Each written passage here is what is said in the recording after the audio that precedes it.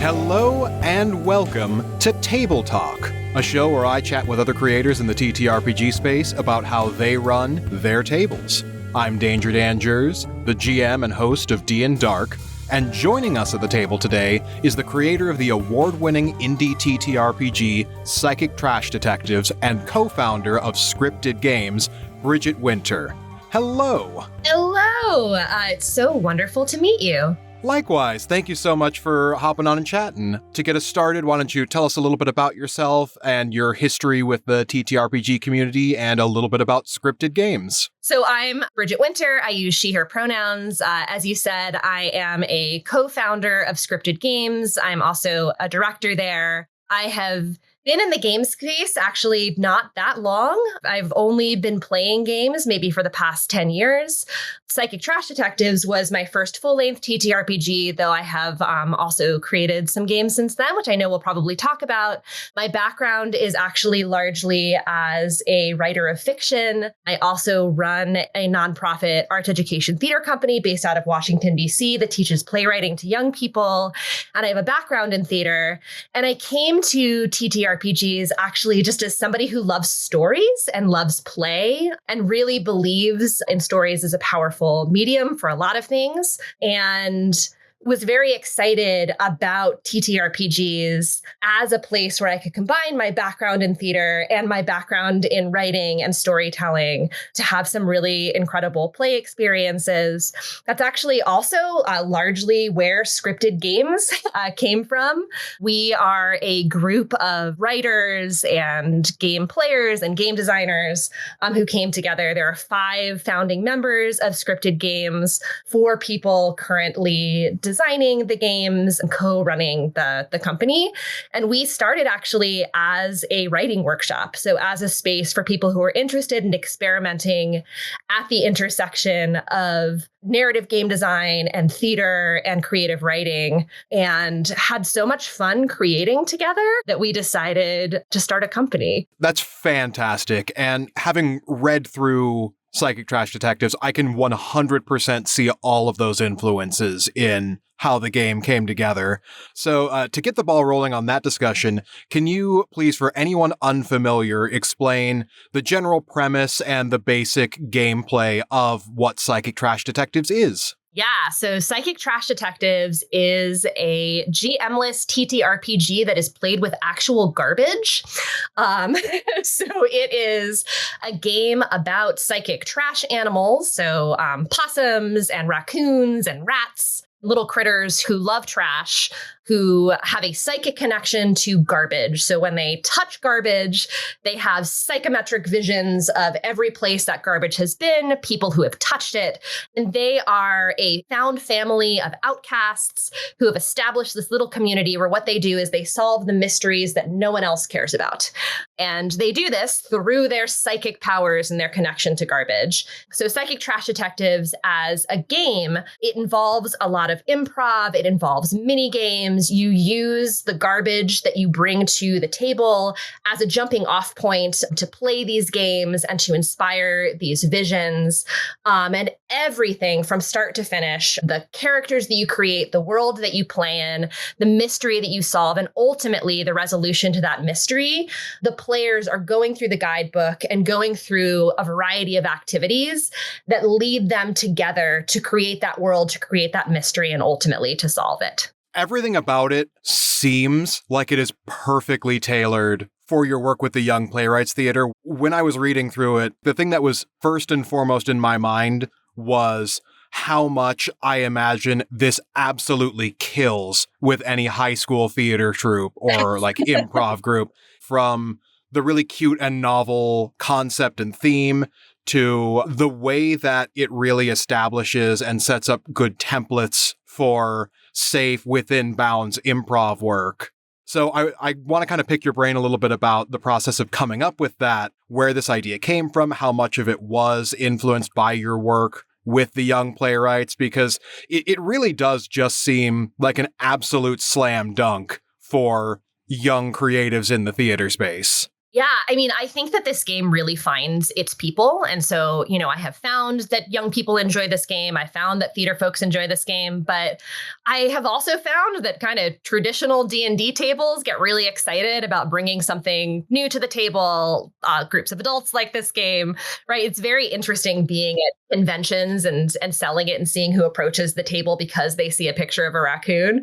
So I tried really hard to make a game that would be accessible for all kinds of folks and have a lot of handholds for people who are not as familiar with improv or aren't as comfortable jumping into character and really, building something from scratch without a lot of guidance. And then also lots of sandboxy space to play for people who are coming to the game for that reason. And hopefully I've succeeded. But I knew that I wanted to create a game that had really good ludonarrative harmony. That is something that is really important to us as Scryptid Games as a design principle. So by ludonarrative harmony, what I mean is that we create bespoke mechanics for our games that are intended to create an immersive experience for players, where what players are physically doing when they're engaging with the mechanics is actually pulling them further into the world. That's a really core part of play. So for Psychic Trash Detectives, what that meant was that, first of all, I wanted to include garbage so that the thing that people are constantly touching and engaging with and that's inspiring them is garbage. That was really important to me. It was also really important to me because this is a game about psychic visions and the experience of being a psychic animal, that we were using mechanics that mimicked and inspired that experience. And what that meant was that I needed everyone not to know where the game was going and to discover that together. I wanted mechanics that really created a sense of community at the table, where people started trusting each other and jumping off one another, and where one person at the table did not hold the key to the mystery. And so that really lent itself very nicely to the idea of this being a GM-less game, to the idea of this being a guidebook game, and a game that really is about everybody giving up narrative control to one another, being surprised by each other. And I've experienced in playing this game, in witnessing this game, that people really do build this kind of community together through these mechanics where they have this mind meld that by the end, they really do always solve the mystery in a way where it feels like they have come upon it through these psychic visions. So those were the intentions. And that's where the idea for these more improvisational and collaborative mechanics came from. I love the fact that Scryptid has such a strong focus on integrating the mechanics into the actual lore and world building of the game. That is such a great way to go about doing a diceless, GM-less game. When you are coming up with a system like that, what sources of inspiration do you draw from? Are there any particular games that you look to as a jumping off point that functions similarly? Is it drawing more from your theater experience, more from other games that are attempting a similar kind of thing? Really a little bit of all of the above. So I think that because I am a person who did not grow up in TTRPG world, a lot of my friends and colleagues grew up playing Dungeons and Dragons and really finding community in that way and learning about games in that manner. And for me, as a woman, as a queer person, I didn't feel like I fit in when I was growing up, as interested as I was in fantasy and in games and in being playful and imaginative.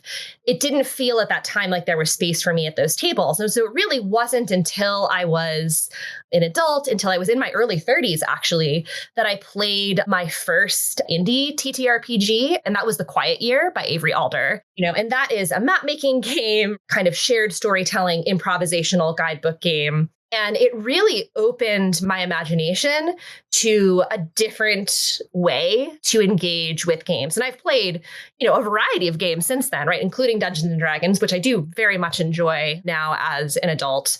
But I think that because the first games that I got to play were these more experimental indie games, and then because I do come to storytelling from a theater background and a background in improv, I think that I maybe felt like I had more freedom to be playful with mechanics than folks who start from a place of some more traditional gaming. So I had all of those things as points of inspiration in bringing to my practice generally, and then to creating this game. I relate to that 100%. Coming from a theater and improv background myself before getting into TTRPGs, I find that the theater folk tend to be the ones that really try to push the bounds of what the rules can do the most. Just anecdotally from my own experience, part of why I say that this feels like this would be an absolute winner for the high school theater demographic is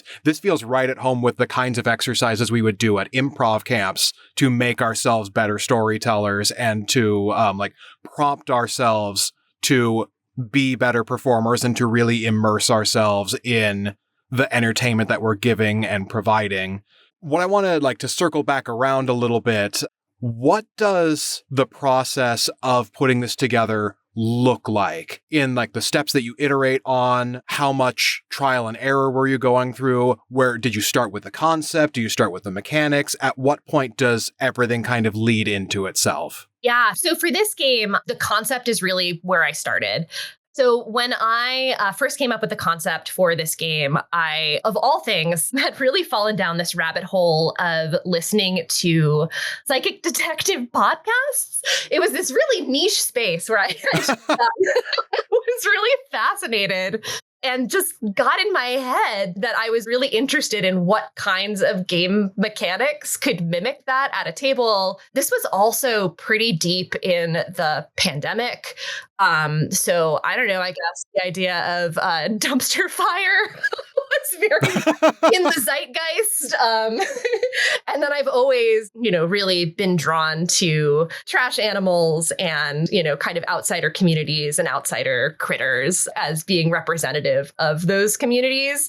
And so I think all of that formed this weird stew, in my imagination when I was coming up for the concept for this game. So the words psychic trash detectives were actually the first thing that came to mind. And then it was, well, what would happen if I used actual garbage in this game? From a design perspective, I like to think about what the players are interacting with at the table. What is really the center of play, and how that can create an immersive experience, connect thematically to, whatever higher concept it is that I have brought to the game design process. And so for this one, it was garbage. And it was, how do I start from that place, of how do I use garbage at the table? And then also because I was interested thematically in exploring this idea of cherishing things and beings that have been discarded, that was something that I really wanted to explore in this game.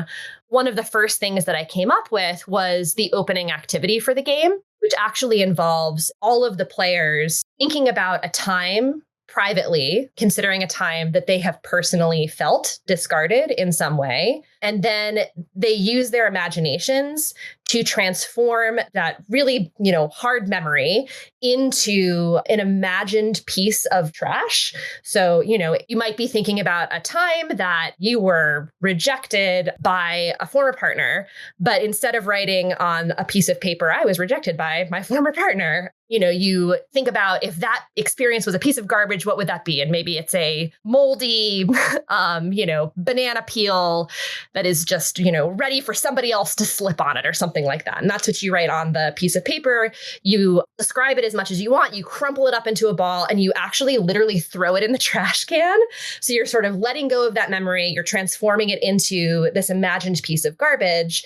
And then that imagined piece of garbage that you've created actually later in the game becomes a magical piece of trash that inspires the psychic visions that solve the mystery. So, your bad memory actually transforms into something really magical that becomes this delightful kind of center of play experience for everybody when you get to that part of the game. And so I think that really set me in a direction of thinking of other ways that trash, might show up in the game and making sure that all of it was connected to the themes that I wanted to explore and was furthering this desire to mimic these psychic visions and to really ensure that everybody was having a good time. It's such a cool way to explore both literal and metaphorical garbage. Mm-hmm. That entire process is so incredibly therapeutic. It reminds me of going to improv camp in high school. There was a module that I would take. One of the workshops that you could sign up for was dramatic improv, and that operated in a similar space of trying to take and transform these negative experiences that are weighing down on you into something entertaining, something that is productive. We would always start that by basically sitting around sharing a vulnerable experience with everybody to both to one, get the need to be funny out of the room and like get everybody on a serious, similar page, but also for everyone to uniformly kind of put themselves in a vulnerable space so that we could explore those more serious topics and take them in a really healing direction. Reading through that put me in exactly that same headspace. And from how therapeutic that experience is, I can only imagine how actually helpful this is. And I love that as an aspect of world building. It really is an incredible way to get everybody very hands-on in shaping the world of the game. It's, I just got to commend you on that part of integrating both the literal and the metaphorical aspects of it. You really nailed the theme with it. Thank you so much. Yeah, it's kind of wild to have these ideas and then to watch them work because it does seem like that is the experience that players have when they engage with this game. And it certainly was happening during playtesting. And it's been really fun to hear from folks who have had a powerful experience playing this game that is, also about being really silly and pretending to be animals and, and solving mysteries. For people to say both, this was ridiculous and I had a great time doing this madcap thing. And also I felt deeply affirmed in a, surprising way and closer to my friends. I'm like, oh, great. Glad it did both. And I'm sure the timing had a lot to do with that, too. I know that the COVID-19 lockdowns were a huge jumping off point and catalyst for a lot of this community as a whole. So with that being kind of a starting point for the game, I know that that also opened the floodgates for a lot of introspection from people within the space and for players. So it sounds like this synergized really well and came at a time when people needed something like this. Yeah, I think and I hope that that's true. As I said, it seems to mean something to folks who have played it. It was definitely a weird time to be deciding to design a game that was this hands-on, involved touching things potentially covered in germs. But I think that folks have found a way, especially when they want to engage with it, through online play and stuff like that. There are all kinds of adaptations. And then, of course, you get to decide the trash that you bring to the table and how messy or not you want to be. I think I have a rule in there that just gently suggests don't be an edgelord. Kind to each other, and be safe. That rule delighted me, and I laughed about it with my partner because it's funny how true that rule is. Even in a less vulnerable and less therapeutic setting, it's still just having that rule in place at the beginning is so incredibly helpful in a fun, silly way, but it's funny how pertinent that is. So to touch base again on the game design aspect of everything, as a game designer, what have you learned in going through the process? And what advice would you give to somebody who wants to create their own TTRPG? And is there anything that you would impart to your past self that you wish you know now that you wish you did earlier? Yeah, so I think the first thing that I'll say is, there is not one way for a game to be. As I said, especially for folks who come to the idea of game design and to playing games from playing some more traditional TTRPGs, it can seem like a huge barrier to how do I come up with this brand new system of mechanics that's going to take me 8 years to design with mathematicians? And it doesn't have to be that way. It can be if that's what excites you, but I would encourage people to play all different kinds of games and to allow themselves to be inspired by different approaches to mechanics, to think really deeply as they play those games about the ways that mechanics do or don't contribute to an immersive story experience and sort of what they can learn from that and what they can experiment with. it's okay to take pieces of all different kinds of games, and throw them into a soup and see what happens, to start from a place of trying mechanics, that have worked for something else and seeing how they might fit your idea. I would certainly be thrilled if somebody told me that they were inspired by Psychic Trash Detectives and like took activities out of it and made it into another game. This tends to be a really collaborative and lovely space of people who are in dialogue with one another and are inspired by one another. And so, I think that all of those things are true. And then I think that the thing that I learned the first time that I tried to design a game is that you have to play to design. That doesn't have to be a playful experience. Certainly, as somebody who came to this from writing fiction, started from this place of like, okay, I'm gonna like imagine how this goes in my head, and I'm gonna write the game, and then we're gonna play it, and it's gonna work. And that is definitely not how that goes.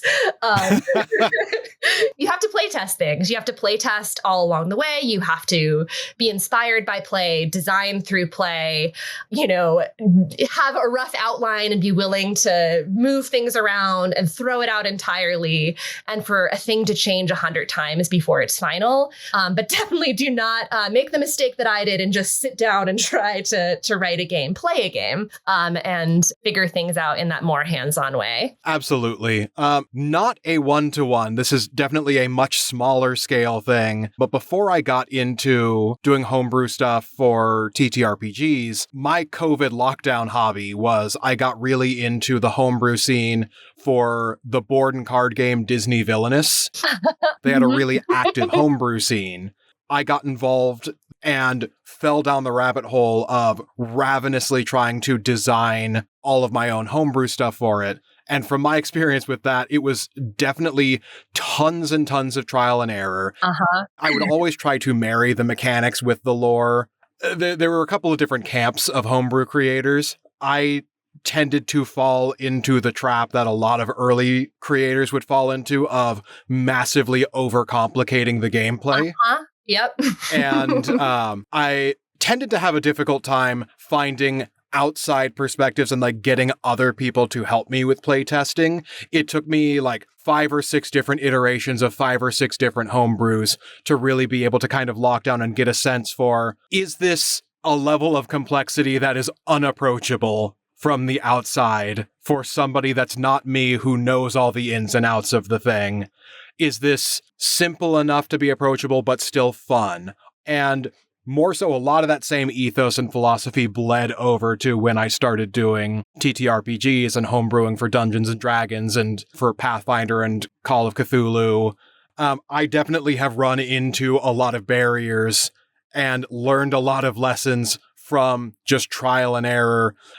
What kinds of barriers and obstacles have presented themselves for you as you've been developing your games, whether it's Psychic Trash Detectives or your other later projects that you've been working on? The one that you said about finding playtesters, I think that's a challenge for all adults, right? Finding people who are generous enough with their time to play with you and to try your bad ideas until they become good ideas. I think in general, I've been pretty blessed in that way, and have a really wonderful community of generous friends and now generous community members that we say are part of the extended Scryptid universe, who have been pretty great about playtesting my games. I actually think that one of the bigger challenges that I have run into, I think the more that community has grown and the more that I have been able to do play tests and get feedback and get, really used to designing with feedback from other people. And this is, already something that I was very familiar with, coming from a writing space and also a theater space, right, is getting really good at taking feedback and understanding what the core truth the feedback is actually communicating, right? Because, everybody has different brains, everybody has different play preferences. And so I can do 3 different play tests with different groups of people and get wildly different feedback. Somebody loves one mechanic and somebody could not get past it and someone couldn't understand it and somebody wishes this game was about something entirely different. And I have to absorb all of that, and sort of think through how to process that and, which pieces of feedback to take. And, and some of that has been about really getting good at watching people engage with the game and sort of seeing in real time where they trip up. And, especially when people are smiling, when people are joyful, when things feel easy, and getting to be an observer in that way so that I can use that as a filter to process the notes that I receive, seeing if people are saying 5 or 6 things that are like slightly different, but might be getting at like one piece of the game, right? Maybe 5 people have 5 different suggestions for how I can make this one section stronger. But the most important thing is that they've all pointed to that one section. And so regardless of what I do, what that means is I have to look at that section. So I think I've had to get good at that. I think because I am starting always from a place of kind of bespoke mechanics and trying to create that immersive experience, something that really matches the themes and the high concept of the game and the play experience that I want to have. I certainly can have writer's block, right? I can run into that problem that you described of like, there are so many cool ways I could do this. So like, which is the simplest, most accessible way that's still fun? Figuring out what that thing is, so I've certainly had that challenge as well. And then, of course, the big one, which is that I'm not a full-time game designer. I am. Oh, yeah. Having the time to devote to creating this cool art. And making sure that I continue to take myself seriously and my practice seriously. And also making sure that I continue to find time to play, right? That advice that I gave before about playing lots of different games so that I don't become completely siloed in my own way of thinking, and that I can keep being inspired by other designers and other players. Yeah, not being independently wealthy will never not be the biggest barrier for basically any creative endeavor. Yeah, Psychic Trash Detectives has not made me rich yet. I don't know what's happening there. But in regards to gathering feedback, it makes me think of, there's an interview with Bill Hader where he was discussing writing for Saturday Night Live. I'm going to try to remember exactly how he put it, but it was something to the effect of, whenever somebody tells you something isn't working, they are usually right. Whenever somebody tells you, here's how to fix it, they are usually wrong. Yeah. It was something to that effect. Even if they have a good solution, if the solution doesn't come from your brain, it might not be right for the story you're telling. Even if it is a good answer, it'll feel like an answer that somebody else is writing. So that definitely changed the way that I thought as a writer. So it sounds like you've managed to find yourself a really good pool of collaborators that can kind of help you access that part of your brain. So that is something that I am definitely envious of. I mean, that's part of what comes from starting a company with a group of friends who used to be your creative collaborators and workshoppers, right? So absolutely. I think I got lucky in that way. With a few minor exceptions, most of the main people involved with D&Dark are all just personal, close friends of mine that I know I can collaborate well with. So I get that 100%. And it does seem like the work that you've already done is beginning to pay off for Scryptid Games as a whole. There's already, I've been seeing pre-orders for a spin-off game in that same universe, Golden Good Girls. So can you tell us a little bit about that game, and if you've got any other future projects in the works like that, whether it's that or other ones that you're working on and developing? Yes. So Golden Good Girls is my game. That is a standalone sequel to Psychic Trash Detectives. It's going to come out in May. So we are almost there. I actually yesterday, as we are recording this, finalized the rule set and the book, and it is headed off to copy editing and layout. So it's going to be a real book soon, and a real game. Ooh. Yeah. So very timely conversation. So Golden Good Girls, as I said, it's set in the same world as Psychic Trash Detectives. You don't need to have played Psychic Trash Detectives or have, that game book. Golden Good Girls is inspired by the Golden Girls, the sitcom about 4 aging ladies living together in Miami, Florida. But it is about aging shelter animals who are living their best lives together and building community in a shelter called Shady Pines. Very similar to Psychic Trash Detectives. It has some improv, some bespoke mechanics. It actually uses treats as the center of play. So all of the players Oh, that's great. bring actual treats to the table. So they could be like cookies or candy or, things that aren't edible, like stickers, things like that. And you bring your treat stash to the table and you have narrative lores that are part of the different playbooks that you create your character from that are all inspired by Golden Girls. You can play a Blanche-inspired character, a Rose-inspired character, Sophia, Dorothy, sort of whatever your bliss is. And you create your own shelter animal that is inspired, by that Golden Girls character and has some of the same personality traits. And then by playing out those personality traits at the table, whenever you do that, or whenever you make somebody laugh, or whenever you make somebody go, "Aw," they give you a treat. So you're constantly kind of trading and rewarding each other with treats. You're laughing a lot. And you are, similar to Psychic Trash Detectives, creating this entire sitcom world where you are figuring out what's on the set. You're figuring out who all the secondary characters are. And it's actually a kind of a lore building game where you are building an entire series through playing out a flashback episode, where you keep jumping back and forth, playing different episodes and different sitcom tropes using these characters and rewarding each other with treats. You do commercial breaks where people do actual stupid human tricks and get more treats. So it is a wild, goofy, madcap game that is also, exploring similar themes of community and valuing folks who are too often overlooked and discarded, right, in our community as people who are aging. And hopefully it's going to be a lot of fun. So I'm really excited about that one. It sounds delightful. It really seems like you're honing in on characters that are kind of more on the outskirts of society, more neglected. What draws you to these kinds of stories and making these systems that facilitate this kind of storytelling?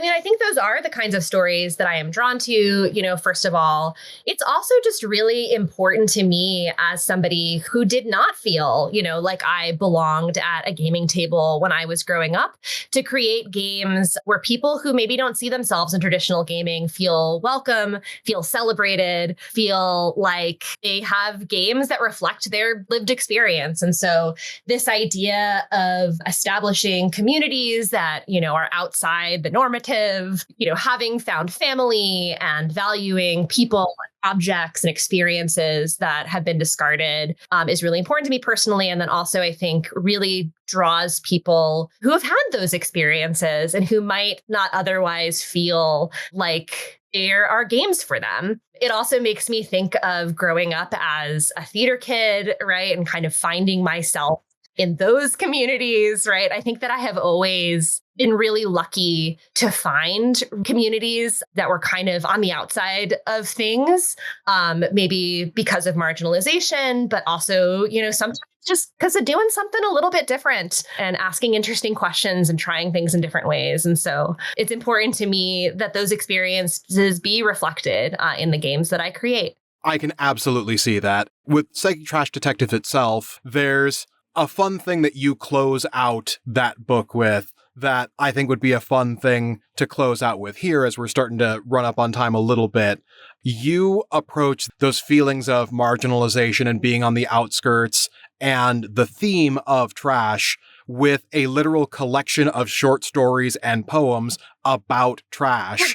So can you tell us a little bit about the Junked Histories anthology, that little collection of stories and that expression of those feelings and those themes that you have at the end of the game? It's a really nice nightcap on what the game provides. So I'd love to just discuss that a little bit before we go. Yeah, thank you so much for pointing to that, because that's one of my favorite parts of this book. And so that little mini anthology is something that I co-edited with my co-director at Scryptid Games, Nat Mesnard, who is also just a brilliant game designer and writer. And the idea, as you said, was to have this companion anthology that engaged our community in being inspired by the themes and the story and the world of Psychic Trash Detectives. And so, because we are writers ourselves and, are part of a community of cool folks who are poets and write fiction and also play games, it was really fun to invite folks to contribute to this anthology. So it's a group of really incredible poets and fiction writers. There are a few stories in here that actually were created through play with backers from our Kickstarter, which is really fun. So there was a reward level for our Kickstarter for this game where folks who backed at that level got to create a fun little canon character using the mechanics of Psychic Trash Detectives. And then that character was used in turn by a writer who then wrote a story that included the character that somebody had created inspired by the game. So it was this really fun little game of creative telephone. And then we have, in here also some poetry that is ekphrastic and inspired by trash. So people looking at trash and writing poetry inspired by it, which also connects to the mechanics of the game. It was just a playful way for a game that is about community, be in dialogue with community through play to create some additional creativity and hopefully to inspire other people, to be creative and maybe to come up with some stories or some poems that are also inspired by the game. It really is such a great way to engage the community. I love it when creators can bring their fans and the people that they are telling their stories to in on the experience and the story. That's something that I'm striving to do more and more with D&Dark. And at the time of this recording, it has not come out yet, but there are some aspects of our finale where we will be incorporating some contributions from our patrons that I'm excited for them to hear and experience. So as somebody who is trying to do that more and more, I always light up when I see other creators doing a similar thing. It's so fun. It's something that we've gotten to do with basically all of the Kickstarters and projects that we've done so far. My favorite actually was the last game that we released called Against the Gloom, which is about pirate rock stars pushing back against a sentient gloom through the power of song. We actually produced an album as part of that game. So I got to collaborate with a group of musicians and bands who all wrote songs that were inspired by those themes and by that game. And then we got to release an album, which was really cool. So it's fun to just keep thinking of ways that creativity can keep going outside of the game. Absolutely. That is fantastic.